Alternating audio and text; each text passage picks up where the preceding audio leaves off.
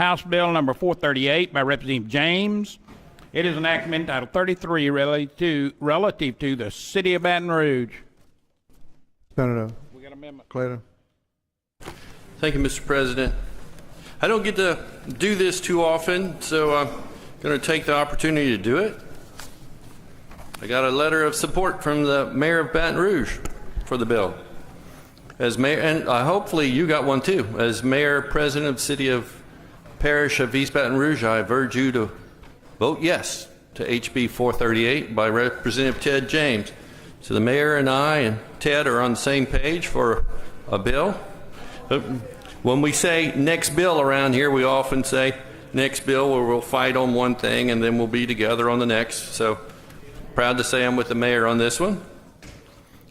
Got a little blue one from the Louisiana Municipal Association. 4. I'm on a roll. I got a letter and a blue note. This just says Bud Corson and Jim Nickel, so I don't know if that's worth a whole lot, but they sent out one that said they're 4. Then Kevin Hayes and my friend Fabian Blanche, Louisiana Chiefs of Police, blue note, 4.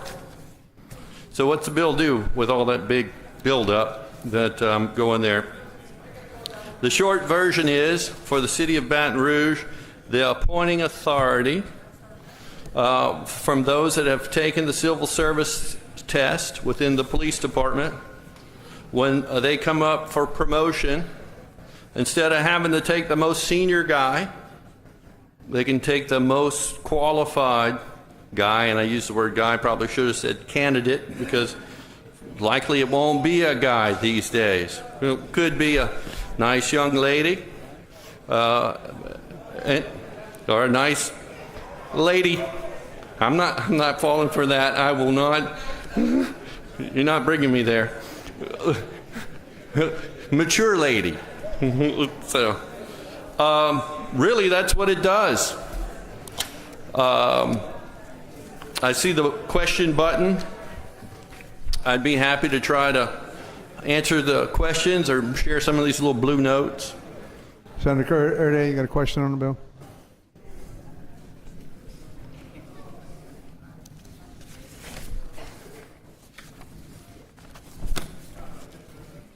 I know you're impressed by my blue notes in my letter. That doesn't happen often for me. Yeah, I don't see any red cards yet. My question is, why change the current process of the system we have now? As I understand it, the current system does not discriminate, actually gives equal opportunity to all the races and genders. So why would we want to change the process now? And I get that, you know, and I do have friends with the union, although they're probably thinking this isn't all that friendly. But in my business or any other business, sometimes the most senior person that passed the test isn't the best candidate for the job. But I would agree with you, the system that's in place is colorblind, is sex blind, is religion blind, and is driven only by seniority.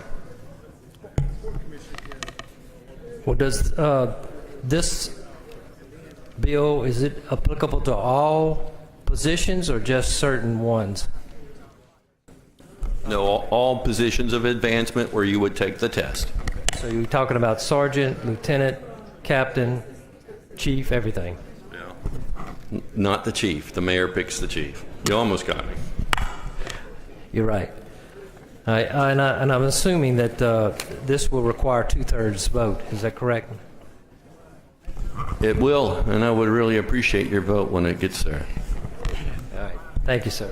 You have any amendments on this one, Mr. Secretary? I believe Senator White has amendments. We have amendments by Senator White. They're set number 2754. 2754. Senator White.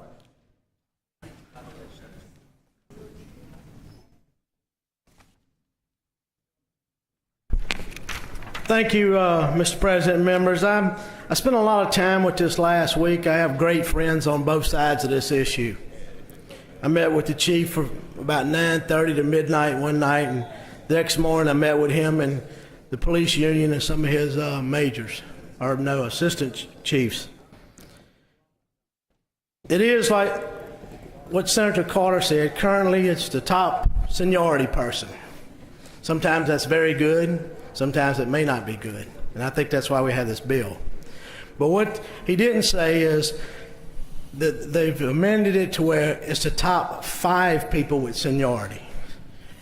And the chief told me he wanted to, he didn't say, he said he was going to have a commission form where the police union had representatives, and they could get representatives from outside, other agencies from, sometimes they do this from around the country. And they will make a recommendation of the top 5 to the chief.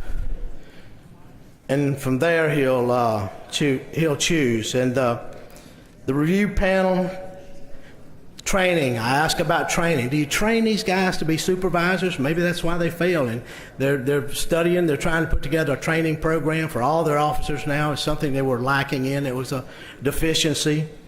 Pay raise. He wants to give them a 30% raise. They're trying to see where they can capture efficiency to help make that pay raise possible in the future. He's an ex-state policeman, and he wants to get them somewhere close to what we're paying our troopers. Currently, it's the top person. If this legislation passes, it'll be the top 5 seniority persons, and he'll get a recommendation from this panel they're going to enact. And I asked how long all this was going to take, and he told me it was going to be somewhere January, February to finish most of the things he wants to do, except the pay raise. So he'll have to keep working on that. So what my amendment does, it says, it shall not become effective until March 31st of 2020 to give the union and the police officers and police chief an opportunity to get these procedures in place. And that's all the amendment does, is push it back in action date. Hey, Senator Barrow, you got a question on the amendment? Come on now. Well, I don't know why my amendments don't get out, but it's number 2754 and it's on the computer.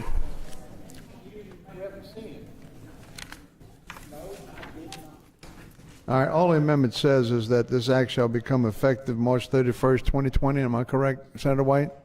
That's exactly what it does. It was on the computer. I looked at it. I went and printed a copy. I have one in my hand. No, that's all. It simply changes it. Senator Clayton, you understand that too, then? All right, Senator Barrow. Thank you, Mr. President. So, Senator White, you have met with both parties to kind of come up with some middle ground or kind of a compromise on this issue? I won't say it's a compromise. Both agreed, should this pass, that it shouldn't become effective immediately, to give them time to work some of these programs out or decide how they're going to do it. I don't know that everybody will agree on everything. I did come to that conclusion after some long meetings, but I had asked them to try to negotiate it in their contract, the things that they don't agree on. But I thought it was best that if they would have most things ready before 90 days that they want to start doing, to give them 90 days before this law becomes effective, to where you go from not the most senior to a panel of 5 should this law pass like this. Well, certainly. Did you know, I do know about those long meetings when you're trying to reach a compromise and work between both parties to find out what works best. But it seems like this at least allows them the opportunity to try to work through the details. Would you agree? Yes, ma'am, I do. Have another question. You have a question, Mr. President? Senator Donahue, you got a question?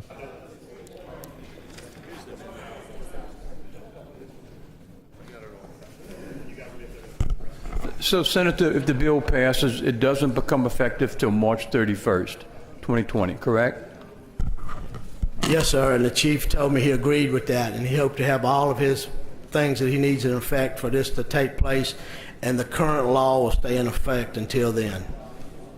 So, when you mentioned the 90 days, what was the 90 days? Well, instead of July 1, basically 90 days, it'd be March 31st, 2020 before it comes effective. That's 7 months later. But when you said 90 days, and I'm thinking about what the bill said, it I didn't. was thinking July 1. I'm sorry, I didn't look at the date. March 31, 2020 is when it'll become effective. May I have the amendment back, please? All right, Senator Milkovich, you object to the amendment? All right, sir. Senator Clayton, you object to the amendment? No, I do not. All right. Okay. Senator Milkovich, did you want to speak on objection? All right. All right. Senator White has sent up an amendment to which there is objection. When the machines are open, those in favor will vote yes. Those opposed, no. Second. Vote your machines, please. Vote your machines. I don't know why my amendment's not. Yes. Vote your Senator Clayton, yes. Vote your machines, please. You through voting? Are you through voting? I close them up. 32 yeas, 3 nays. The amendment is adopted. All right. Senator Clayton, would you answer a question from Senator Raza on the bill? Sure. He did kind of intimidate me with that video that I saw the other night. I don't carry A. Could you tell me about the oversight on the bill and walk through me a little bit on that, what it would be?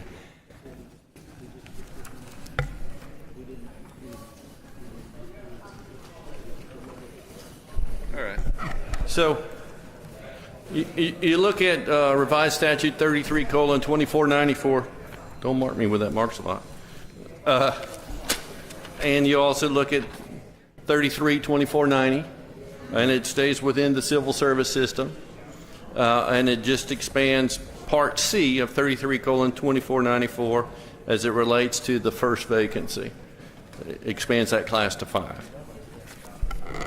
So what prohibits this? Maybe I'm see shadows everywhere, but what keeps it from being politically 100% political? I can see where that might could play into it. How do you see that not?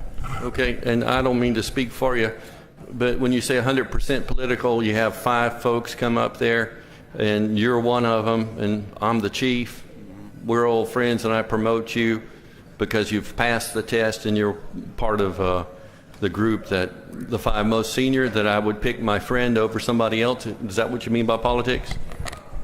Yes, when you structure up and do the search process, you could have those that have more influence than others that are trying to choose someone. I guess that's my point of 100% or not having political influence. No, there's a possibility of that, but the criteria and the reason that we went longer, as Senator White was talking about, is we were working on getting together the right panel so that you could review it properly and have a non-political decision. But politics are available everywhere when it's not purely seniority. And I guess there's any way you would know how many positions this would roll back that's currently now, or would it affect someone, their position right now as far as where they're at, their mortgage, etc.? Well, if you're currently lieutenant and you're going to stay lieutenant, and then you're not going to have to test again. But if you want to go from lieutenant to captain, and you were making all your decisions on, I'm going to pass the test and I'm going to be the most senior person, then it would potentially have an effect to you. But not to belittle you or be unfriendly, if you were not the best qualified candidate, you're not going to get promoted probably. But it's got 5 to choose from, and you got to pass the test. But yeah, there's some opportunities for abuse and everything. Believe it or not, there's opportunity for abuse right in this place. Yes, sir. Thank you.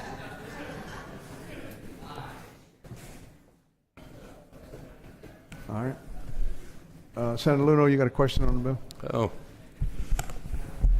That reminds me, I read the LBJ book the other day, and they were talking about how he used his body when he would talk to people. What are you talking about? What are you talking about?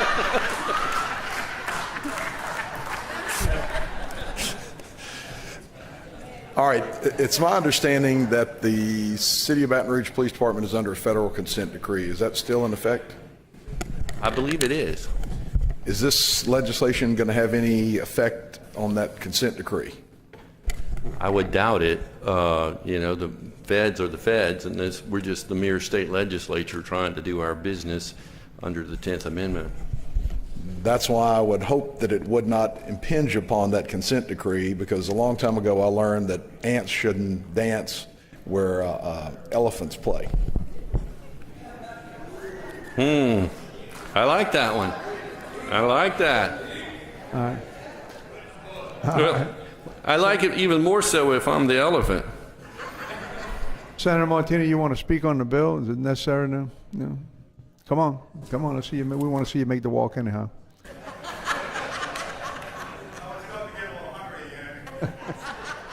Another piece of chicken.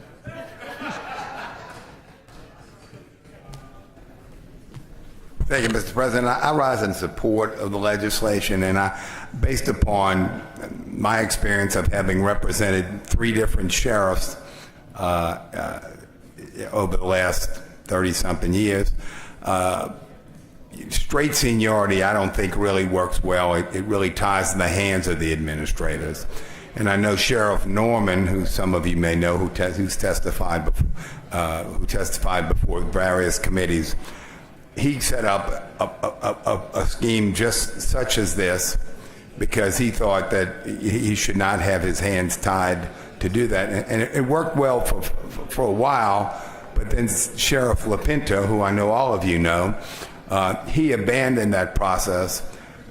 What his concern was, he says they understood that Sheriff Norman had done this thing where the top 3 or 5 people were there. But it didn't allow him to look beyond that and say, well, this guy may have the most seniority, but the problem with him is he's been in the patrol, and this other guy may have been a detective. So I think and that way it gives the administrator some flexibility. I don't believe that straight seniority does anything other than say the guy that's been around the longest gets it. So I would encourage you to support the bill and give the chief of police in Baton Rouge the authority to at least analyze the 5 people that are there and let him pick the best person that he needs for that specific job. It may well be that the person there is more than qualified as a detective, but but the guy that's right under him is has almost as much seniority, but he's been in the patrol division and has risen up the ranks there. So I would encourage you to support the measure. So thank you.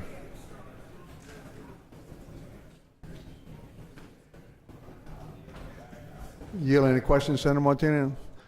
Oh, no, anyway, they waive. Senator Clay, you have a right to close.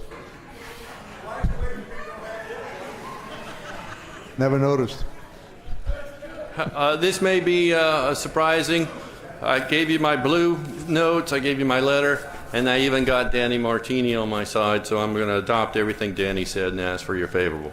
All right, Senator Clay has moved final passage. When the machines are open, those in favor will vote yes, those opposed, no. Secretary, open machines, please. Vote machines, please. Vote machines. Senator Tarver, yes. You through voting? Are you through voting? Senator Martini, yes. All right, close them up, please. 28 yeas, 8 nays. The bill is finally passed. Reconsider vote. Let the motion to object. So.